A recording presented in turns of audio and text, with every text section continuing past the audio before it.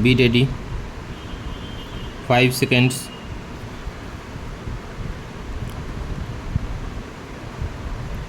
Start. Mr. Deputy Speaker, this is a measure which we think is being rushed through the House in an atmosphere of mystery.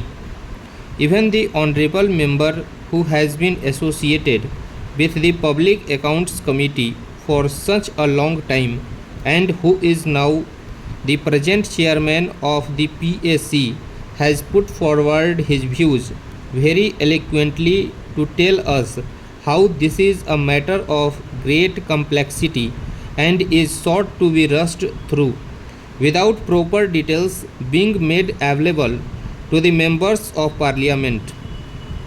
Why this attitude is being taken by the government?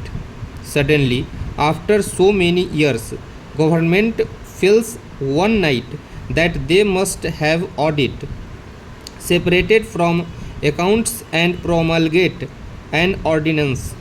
Thus, legislation by ordinance has become almost the order of the day. This discloses an attitude of taking the parliament for granted in every vital matters. Of course, this is an important bill which need not be opposed from political point of view, and it is an important piece of legislation, but this is sought to be placed before the house. They think they can pass any legislation they like so long as the present composition continues, and they need not take parliament into confidence. This is our basic charge.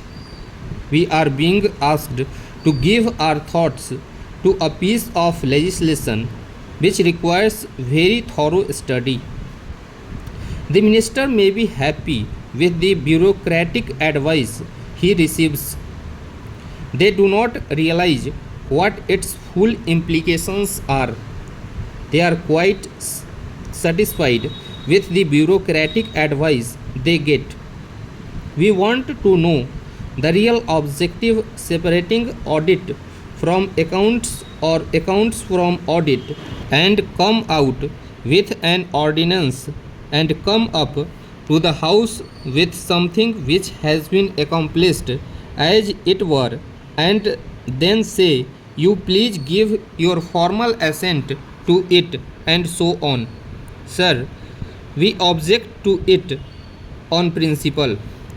Rushing through measures such as this is not a correct thing to do. There have been sustained attempts going on to bring down all edifices in the national life of our country, even in the governmental functioning of the country. We are objecting to this on principle.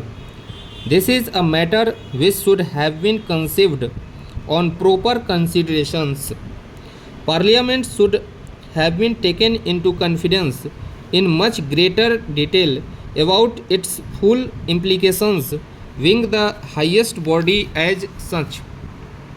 Of course, this is a technical matter, and I do not feel much competent to speak on the implications of it or how it will ultimately affect us, because what we find is even much more competent people of the category of CAG etc. have not been able to be unanimous on this point. There have been so many views offered. There was reference made to the recommendations of the PAC. So many riders were there. The estimate committee had given certain recommendations. There are the recommendations of the ARC. The recommendations are subject to so many riders, so many conditions. All these things should have gone into in depth, and if they had not made up their minds so far, what suddenly happened just now? Why should they pass an ordinance on the 29th of February.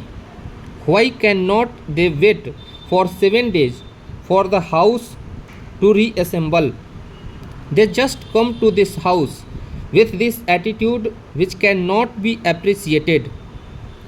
In the statement of objects and reasons, they have stated the circumstances necessitating legislation by ordinance. It appears that they have made up their mind to do it with effect from 1st April to complete the exercise before that date. Without taking the view of the legislature, the executive has come to a decision and they have stated as it were implementing the decision. To start with, they want to do it in connection with 3 ministries. The present accounting system applicable to most ministries and departments is essentially external to financial management functions where the payments are made by the treasuries and accounts are compiled by the audit and accounts offices under the control of the controller and auditor general on the basis of initial and subsidiary accounts received by them from the treasuries.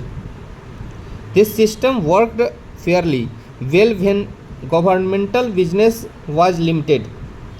With the increase in the volume and variety of governmental outlays, the system has proved inadequate to the administration's stakes and separation of accounts from audit had to be thought of. There are doubts in our minds which have been very valid, if I may say so, expressed by my friend who has studied the matter in greater details. Therefore, we submit that this is not a matter which should be hurried through. As the Honorable Speaker on the other side said just now, we are still in the dark and we are trying to make a study of the matter. He says maybe the management control will be good, but we must know about the task forces whose reports are not available. Stop.